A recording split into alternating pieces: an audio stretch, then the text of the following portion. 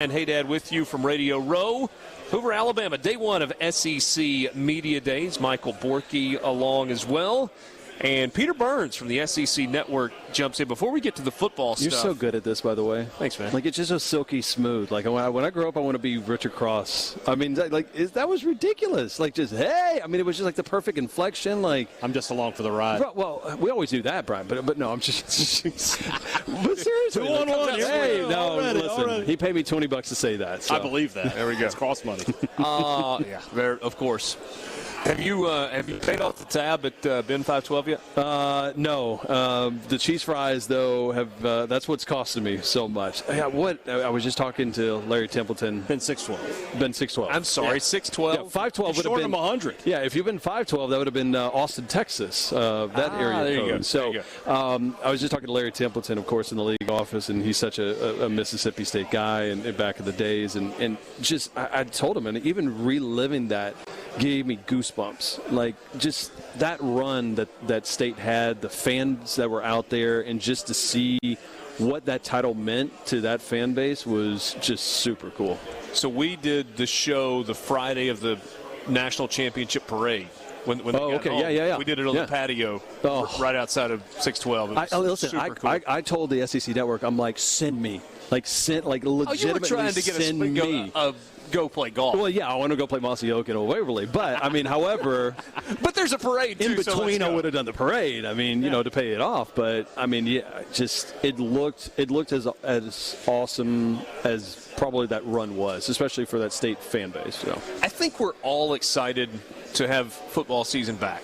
And hoping that there are no speed bumps between here and there, but feeling like what it's supposed to feel like. So what are you most excited about with this upcoming season? I think having the tailgating experience, just the fans there, I think that's what I probably did not know I was going to miss as much, about the fan experience and seeing just the Surrender Cobras in the crowd, and just the crowds going crazy when things happen, good or bad, about how much that adds to sports, when you don't get an opportunity to see it, whether it be NBA or Major League Baseball or especially college football, about how different that was. I mean, I was lost in a fog all last year for the games. Like, I watched them, I worked them, but if you ask me right now, hey, remember this game? I don't know if I could tell you, because it all kind of felt, not going through the motions, but it just didn't feel the same as every other year. And I think that's why this year, it's kind of funny. Every year we think of media days like, all right, yeah, we'll be down in Hoover and we'll ask these questions, stuff like that.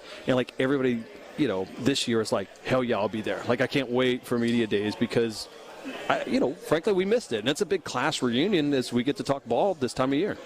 I said more of a fraternity reunion. I think, that's we're all fair. Back at the house, and just hanging around. There'll be a lot of beers drank later and bad karaoke. I'm an alum. There is this weird deja vu, because every year I come, I pull in the front gates and then go down to the second parking level. I'm not as big time as you, valet and all that good stuff. So go to the bottom parking level, or the whatever B1 is, park in about the same spot, walk through that same steel door and up the elevator to walk. I'm like, it's normal. It's but it feels normal, and I think that's all we want, is like for things to feel normal again. And I think that's why the biggest thing that cut through today in media days was what Greg Sankey said. I mean, that was a powerful speech that he had, and talking about, listen, only 6 of the 14 schools have reached that threshold yet. And I've talked to some coaches, and they realize that, like, listen, the league has pretty much said, we're not doing what we did last year. Yeah. Like, you have an opportunity, and if your team and your players choose not to, that is absolutely their right. But then it's going to be probably not necessarily the SEC's right, but all of college commissioners to say, we're not going to reschedule things.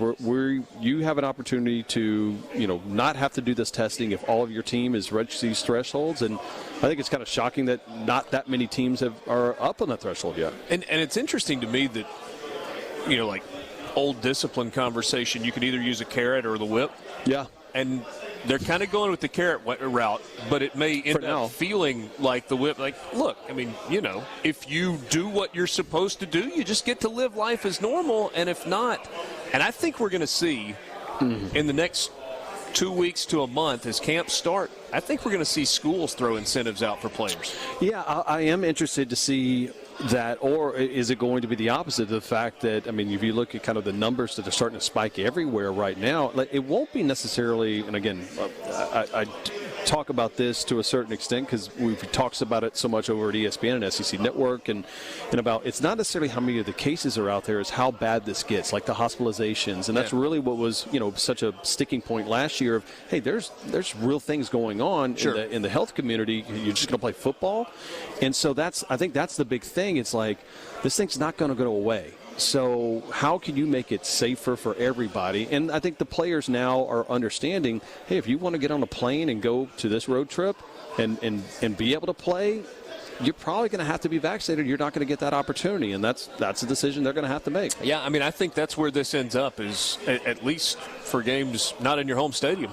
Yeah, I'm not sure that if we're going to ultimately see players getting on airplanes with their team if they have not been vaccinated. Well, and I think about, as well, too, LSU's first game of the season, UCLA. Yeah. How do you think that's going to work out if you're going to say you're going to have, hey, we got 75 guys that are unvaccinated. We're going to, and I don't know what those numbers are, but I'm pretty confident that LSU or anybody that has an early road trip that's going to say, listen, hey, we don't know what's going to happen. Yeah. If you want to be on this team plane, we can't afford not to be in a situation like that. So let's talk about LSU. That's a team you know something about.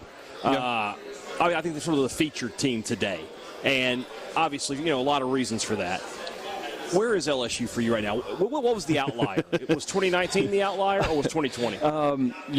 Like whenever I was a kid, I used to get my dad would go on these road trips working in chemical engineering on these plants, and he would always bring me back something. A lot of times he'd bring back a yo-yo, and for whatever reason, it's a yo-yo is what LSU football is right now. Like I have no idea if it's at the bottom, it's doing really cool things, or it's at the top where it's all tangled up. Like that's where it's at, and I don't know if that team kind of knows where it's at. I tried, and listen, I'm not that. You look at me. Could you? You think I'm that coordinated? Look, I could get it to roll along and then jerk back up, but no, I could never do like the little swing it through the. No, I don't know who did anyway. Who did all that stuff? Time. Yeah, enough yo-yo talk. But what I look at that is. I have so many question marks because the talent level is there. My bigger question, and everyone's making a big deal out of it, is it going to be Max Johnson or is it going to be Miles Brennan? I don't think it matters. I think the bigger question, because I think they're both about the same. That's like a poll question now. We talked to Barrett Sully about that today. He said he doesn't think it matters. Talked to Matt Moscona. He said it absolutely matters because the styles are different. Yeah. And then you come into it and you're like, I don't really think it matters. Well, the reason why I say that, and maybe it's not so much as I don't think it matters, is that I don't think that's what everybody should be talking about. I think the talking point about LSU football this year is that you've got two big-time coordinators in Durante Jones that got hired and Jake Peets, and neither one of them have experience as a collegiate play caller.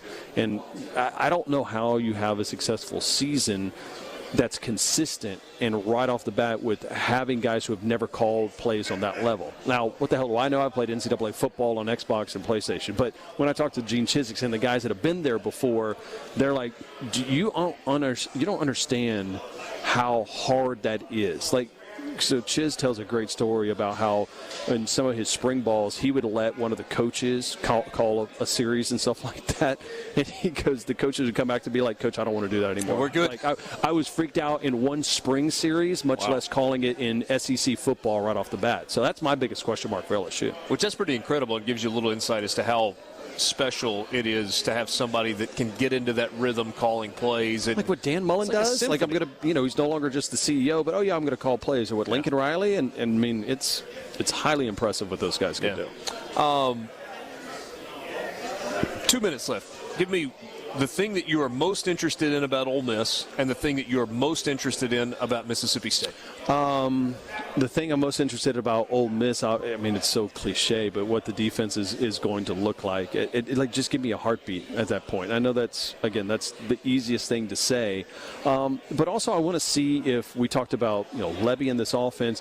Is Lane continuing to grow into that coach CEO role that he's trying to grow up in? And I kind of think so, and sometimes I feel that way, and sometimes I look at the Twitter account and other things, and I'm like, well, maybe not so much. He's not quite ready. But it works for him. And as far as for State, I know a lot of State fans, listen, they're so punch drunk and maybe actual drunk on the national championship, which I would be, that this is such a fun year because you can have fun. But you go back and look at Leach's second year in Lubbock at Texas Tech, a lot better. The second year that he was over at Washington State got a lot better. So I'm curious, almost like a showcase year for him to just put up a boatload of numbers, and that way he can get better recruits in there going forward. It's going to be fascinating to see. I just hope that I can be there in person to actually see it this year. It was so lonely last year at the studios. When's the last time you went to a game in person? National championship, LSU. There you go. I mean, if that's the last game I go to, I went out a pretty good way. That was a fun one. I was there that night also. It was a crowning. And to see Clemson fans kind of crying on the way out just made me happy. Anytime the ACC doesn't do well, I'm in good shape. Thanks as always for your time. That didn't make air, right? No, it went out totally.